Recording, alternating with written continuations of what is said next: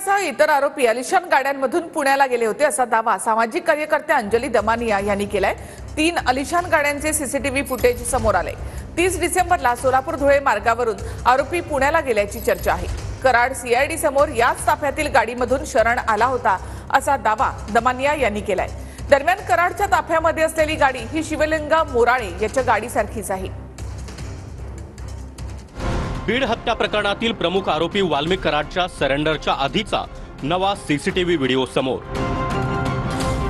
कराड आलिशान गाड्यांच्या ताफ्यानं सरेंडरसाठी गेल्याचं या सीसीटीव्हीत दिसतंय।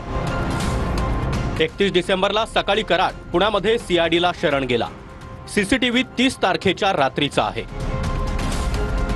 सीसीटीव्ही खरा मानला तर कराड पुण्यामध्ये शरण येण्याआधी रात्री बीडला होता।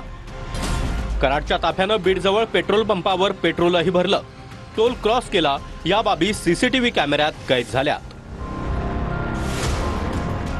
30 डिसेंबरला म्हणजे शरण येण्याच्या आदल्या रात्री 1:07 कराड स्वतःच्या गाडीत पेट्रोल भरतो। कराडच्या गाडीसोबत आणखीन एक पांढरी आणि एक काळी स्कॉर्पिओ असते। ठिकाण बीड भागातला मांजरसुंबा पेट्रोल पंप। पेट्रोल भरल्यानंतर मांजरसुंबा भागात कराड आणि त्याचे साथीदार एका हॉटेलात जेवतात। नंतर त्यांची गाडी रात्री 1:36 दरम्यान पारगावचा टोलनाका पार करते। पारगाव टोलनाका बीड धाराशिव मार्गावर आहे। पुढे हा रस्ता सोलापूर धुळे राष्ट्रीय महामार्गावर जातो।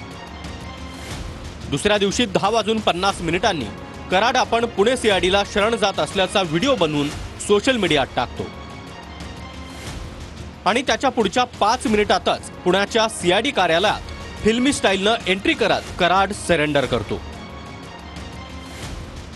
आता प्रश्न असा आहे की 3 आलिशान गाड्या बीड पासून पुण्यापर्यंत जातात आणि पोलिसांच्या लक्षात देखील येत नाही। मसाजोगचे सरपंच संतोष देशमुखांच्या हत्येप्रकरणी दररोज नवनवीन खुलासे समोर येत आहेत।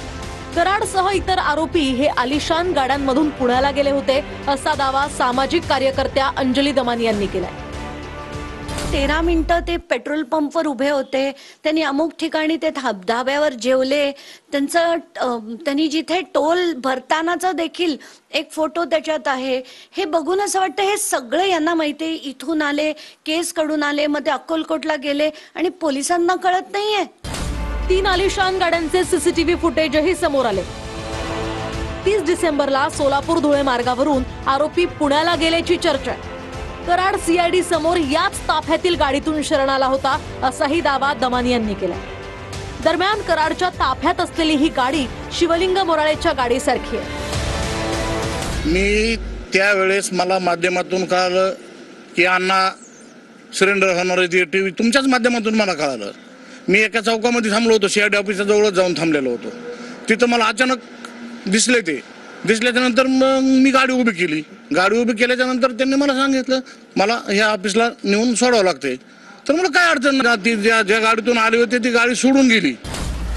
नवे व्हिडिओ समोर येत असताना तपास संपला असं कसं सांगू शकतात असा सवाल यावर दमानिया यांनी केला। तर बीड प्रकरणी न्यायालयानं हस्तक्षेप करावा असं पत्रच त्यांनी न्यायमूर्तींना दिलंय।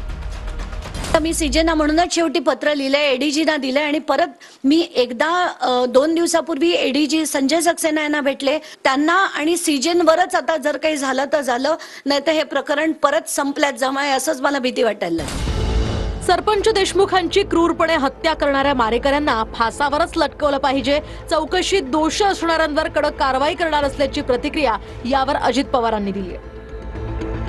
त्या सरपंचाची जी काय हत्या झाली ती तर इतकी निगृढ पद्धतीने केलेली आहे की तिथं त्या संबंधितांना फासावरच लटकवलं पाहिजे। त्याकरता 3 जणांना काम एजन्सीला दिलेलं आहे, सीआयडी, एसआयटी आणि आपलं न्याय व्यवस्था। बीडमधील आवादा कंपनी खंडणी प्रकरणी वकिलांनी कराडचा जामीन अर्ज मागे घेतलाय। तर आरोपांनुसार वाल्मिक कराडची दुसरी पत्नी ज्योती जाधव हिच्या नावानं लातूरमध्ये जमीन खरेदी केल्याचाही आरोप होतोय। लातूर टेंभुर्णी महामार्गाजवळ ज्योती जाधवच्या नावानं 4 ते 5 एकर जमीन असल्याची माहिती समोर आली आहे।